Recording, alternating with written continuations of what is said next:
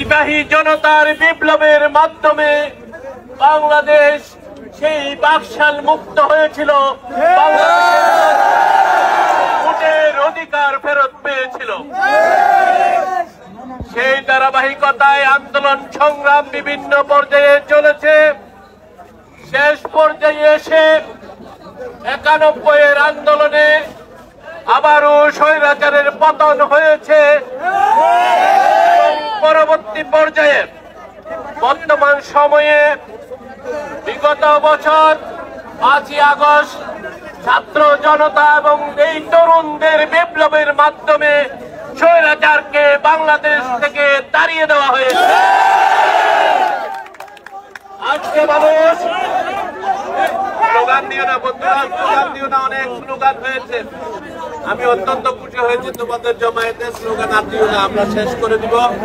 বিশেষভাবে 5ই আগস্টের পর বর্তমান মানুষ কথা বলার অধিকার ফেরত পেয়েছে এবং গণতন্ত্রের ধারা সূচনা হয়েছে।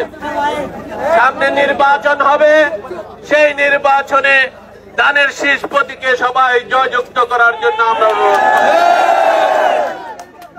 বিশেষভাবে আমি আবারও বলছি, আমাদের সীতাকুণ্ডবাসী, আপনারা আমাকে অভিনন্দন জানানোর জন্য আমাদের নেতা কর্মীরা যেভাবে না খেয়ে সকাল থেকে সেখানে বসে আছো, আমি তোমাদের প্রতি কৃতজ্ঞতা জানাচ্ছি। বিশেষভাবে সামনে আমাদের এখন কলেজের গভর্নিং বডির মিটিং। তোমরা এত বেশি মানুষ যদি কলেজ আঙ্গিনায় ঢুকো তখন আমার পক্ষে মিটিং করা সম্ভব হবে না। তোমাদের সহযোগিতা আমি কামনা করব। আমি 1 ঘন্টার ভিতর মিটিং সেরে তোমাদের সাথে আবার যুক্ত হবো, বের হবো।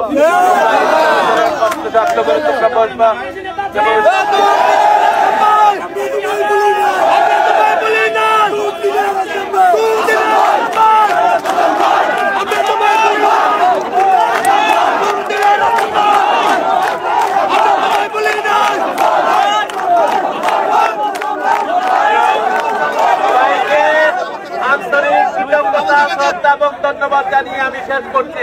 বাংলাদেশ জিন্দাবাদ।